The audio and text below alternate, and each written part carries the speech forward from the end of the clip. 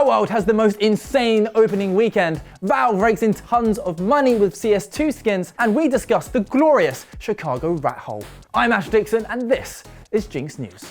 We always knew Palworld was going to be popular. After all, it was Pokemon with guns. I mean, come on, it's the easiest pitch ever. You could walk into any meeting and that's all you need to say. Suddenly everyone claps and shakes your hand. Even if it was bad, the meme potential would at least carry a decent amount of sales. But oh boy, had things blown up way more than anyone could have predicted. Let me just throw some stats at you. Since its release on Friday, it's sold 5 million copies, and that's while the game is on Game Pass. And man, has everyone been playing it. So far, its all-time peak concurrent players on Steam is 1.29 million. Not only is it the most played game on Steam right now, it's the 5th most played of all time. That's higher than Cyberpunk 2077, Elden Ring, Baldur's Gate 3, literally last year's Game of the Year.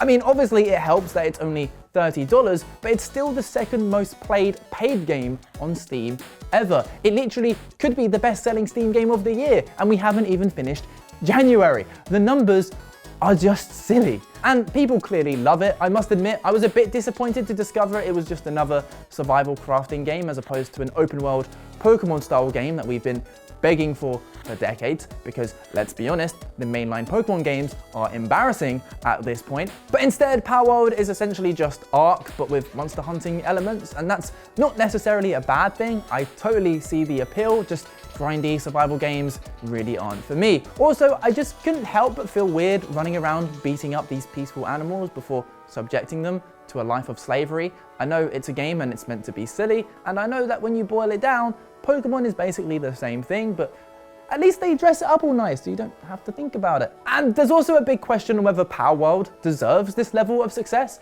It's clearly a great game, but when it comes down to the PAL designs, it very obviously reaches plagiarism levels. So there are countless examples on social media of how they're just straight out copying stuff. It seems the developers' method for creating PALs was just taking 2 or 3 Pokemon and just meshing them together. Here's one called Grintail, which is just Galarian Meowth mixed with Skitty. Here's another one which is basically just the Pokemon Cinderace, it's just a grass type now. And with this one, they're not even trying to hide it. Surprisingly, some people are out there still defending the developers, but when you go and look at Pocket Pair's other upcoming games like Nevergrave, The Witch and the Curse, I mean, come on, that art style is a literal rip of Hollow Knight. So yeah, I'm hesitant to sing Palworld's praises too much, but clearly the stars have aligned for the developers. Its ridiculousness means tons of free marketing. It perfectly satisfies the insatiable hunger for survival games on Steam. It's cheap, and it was released during the quietest time of the year. And I'm curious what you think. Statistically speaking, a good lot of you have been playing it, so have you been enjoying it? What do you think about the designs? Do let us know in the comments. Speaking of games making ludicrous amounts of money, Valve made $1 billion last year just from CS2 cases. That's according to CS2 Case Tracker, who said players opened around 400 million cases with the sale of 359 million keys, which equated to a nice, tasty $980 million. Those numbers are crazy, especially as they're literally just cosmetics, but also, let's be honest here, it's massively indicative of the gambling and the money laundering that takes place. And it's not surprising, you could spend $20 and end up pulling a skin worth $40,000, as you can do with the M4A4 Howling Dawn skin. That is a thrilling, alluring prospect, but realistically, most of the time you'll spend a whole ton of money and get all, which is why gambling is so insidious. In fact, it's actually disgusting how much Valve get off the hook for this. Hordes of gamers get triggered by a female character being too butch, yet will relentlessly lick Valve's ass despite the company turning a blind eye while thousands of people's lives are destroyed. Also, don't cry about the trend of live service games when you actively spend a load of money on cosmetics for a free-to-play game. Rant over. And I've probably annoyed quite a few people today, which is why this is a terrible time to tell you to subscribe to the channel. I know, poor decision on my part, but hey, what have we got to lose? Look at those woeful numbers. Less stakes than a vegan restaurant. But seriously, please subscribe.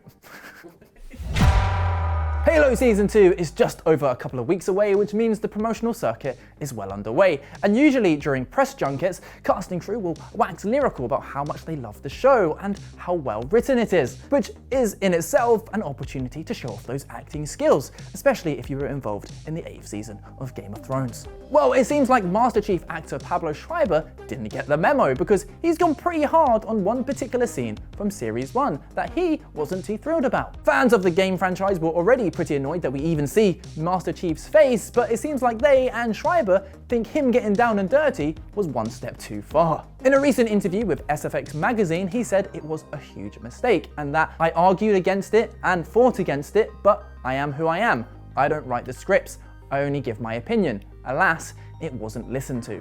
And I agree with him, from playing the games, I don't ever remember the Master Chief whipping out his But saying that, the writers definitely could have made the scene work if they had just added the line, "The helmet stays on." Conceivable. Talk about a missed opportunity. But either way, as thirsty as the gaming community can be, the sanctity of their favourite IPs will always be of much more importance. I don't want to give any spoilers from Season 1, but there's a good chance we won't be getting a lusty repeat in Season 2. However, what I can say is that if the producers want to keep their viewers and their lead actor on side, they'll probably just stick to what Halo fans actually want.